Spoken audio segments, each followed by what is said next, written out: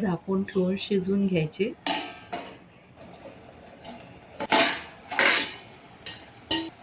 पोळा शिजत आल्यानंतर त्यात भिजत ठेवलेले केशर, साखर आणि अजून थोडंसं तूप घालून ते परतून घ्यायचं.